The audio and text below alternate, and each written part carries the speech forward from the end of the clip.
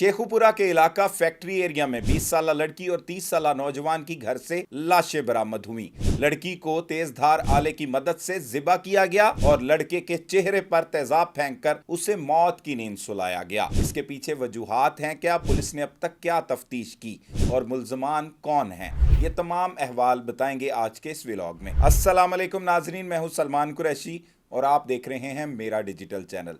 नाजरीन, लाहौर के बिल्कुल करीब फैक्ट्री एरिया थाना है जो शेखुपुरा ज़िला की हदूद में आता है और कोट अब्दुल मालिक आगे इलाका है और सूफ़ी सोप बाज़ार है, वहाँ कई रिहायशी खातून है जिसका नाम आसिया बीबी है।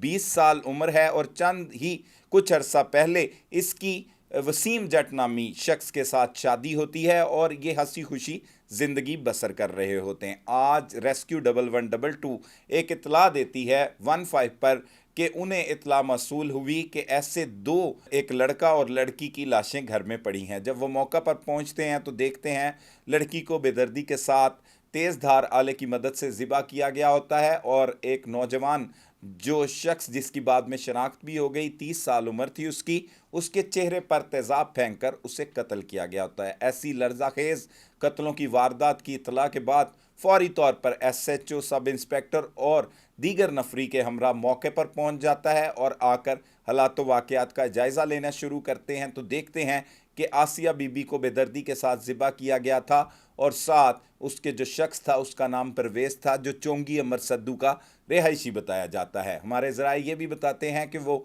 मियो अस्पताल में मुलाजिम था। अब पुलिस ये छानबीन कर रही थी कि ये शख्स है कौन और उस वक्त उसका जो शौहर था वसीम जट वो कहाँ पर मौजूद था। पुलिस ने उसके मोबाइल फ़ोन नंबर पर राब्ता किया तो उसने बताया कि वो लाहौर में ड्यूटी पर मौजूद है, मियो अस्पताल में ड्यूटी पर मौजूद था। पुलिस ने उसे वापस बुलाया, घर में पहुंचता है तो देखता है कि आगे लाशें पड़ी हैं। पुलिस उससे तफ्तीश का आगाज़ करती है और एक फुटेज वायरल होती है जिसमें देखा जा सकता है कि साहब बहादुर जो वहाँ के SHO हैं वो चारपाई पर बिल्कुल लाश के करीब लेटे हुए हैं, साथ उनके एक सब इंस्पेक्टर फ़ोन सुन रहे हैं और साथ एक पुलिस मुलाजिम खड़ा है और सिक्योरिटी की वर्दी में मलबूस वो वसीम जट नामी जो शौहर था मकतूला आसिया बीबी का, उससे SHO जो है वो तफ्तीश करते हुए दिखाई दे रहे होते हैं। लोग गम और गुस्से का इजहार भी करते हैं कि पुलिस का रवैया जो है वो तब्दील नहीं हुआ। बेहसी ऐसी है कि लाश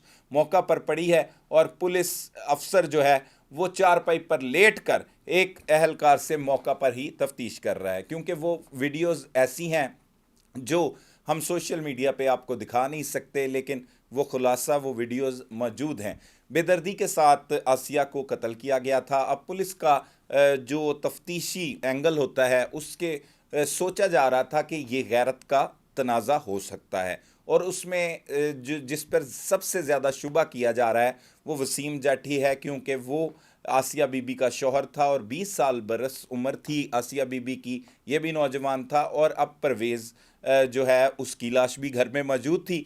तो पुलिस इन तमाम हालात वाक़यात का जायज़ा ले रही है और ज़रा ये भी कहते हैं कि परवेज़ के ना सिर्फ आसिया बीबी के साथ बल्कि जो उसके शौहर है वसीम उसके साथ भी कोई ताल्लुक़ बताए जा रहे हैं। और अब तक जो हमारे ज़राए ने इब्तदाई तफ्तीश के बारे में बताया है कि परवेज़ और उसका आसिया बीबी और उसका शौहर वसीम गुज़िश्ता रात से इकट्ठे थे। सुबह सवेरे जो है वो वसीम अपनी ड्यूटी पर चला गया और उसके बाद उसको ये कत्लों के हवाले से इतला मसूल हुई।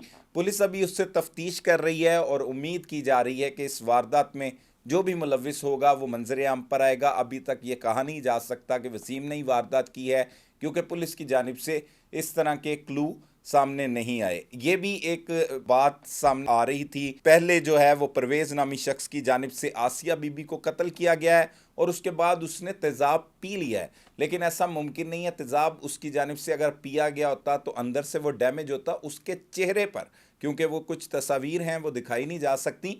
उसके चेहरे पर तेज़ाब फेंका गया जिससे मुकम्मल तौर पर उसका चेहरा झुलस चुका है और नाकाबिल शनाख्त है। उसकी शनाख्त जो है वो शनाख्ती क्वाइफ की वजह से हुई। शनाख्ती कार्ड उसकी जेब से बरामद हुआ तो तब भी पता लगा कि इस शख्स का नाम परवेज़ है और चुंगी अमर सद्दू का ये रिहायशी है। और ज़रा ये भी बताते हैं कि वो भी मियां अस्पताल में ملازمت کرتا تھا۔ تو اس طرح یہ قتلوں کی جو ہے وہ دردناک واردات سامنے آئی، لوگوں کی جانب سے غم و غصے کا اظہار بھی کیا جا رہا ہے، اور پولیس افسران کو تنقید کا نشانہ بھی بنایا جا رہا ہے کہ وہ جائے وقوع پر جو ہے وہ چارپائی موجود ہے، اور وہاں پر وہ لیٹ کر جو ہے وہ ملزم سے پوچھ گچھ، مبینہ طور پر ملزم، ابھی اسے کہا نہیں جا سکتا کیونکہ اس کی بیوی قتل ہوئی ہے، وہ اس واردات میں ملوث ہے یا نہیں، یہ تو وقت بتائے گا، یا کوئی اور اس کے ساتھ اس واردات میں ملوث ہے، کس نے کی، اس کے پیچھے کیا وجوہات ہیں، پولیس ابھی تک اس کا سراغ لگانے میں مکمل طور پر ناکام دکھائی دے رہی ہے۔ لیکن کچھ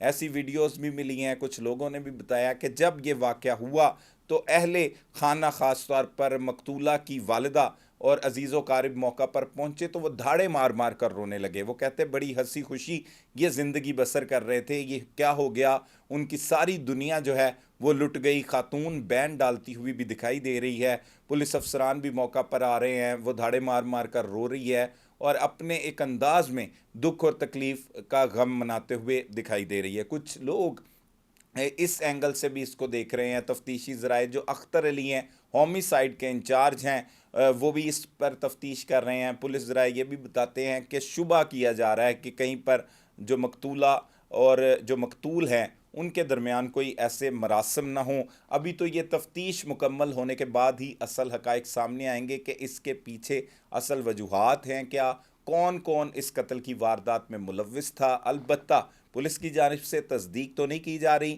لیکن وسیم جٹ نامی اس جو مقتولہ کا شوہر ہے اس کو حراست میں لے لیا گیا ہے، اور جب تک ہم ولاگ ریکارڈ کروا رہے ہیں امید ہے کہ اس سے بعد جو ہے وہ اصل حقائق بھی سامنے آ جائیں گے۔ جیسے ہی پولیس کی تفتیش مکمل ہوتی ہے، اس میں مزید حقائق ہمارے سامنے آتے ہیں، ہم اس سے بھی آپ کو آگاہ کریں گے۔ تب تک کے لیے اپنے میزبان سلمان قریشی کو اجازت دیجیے۔ اللہ نگہبان۔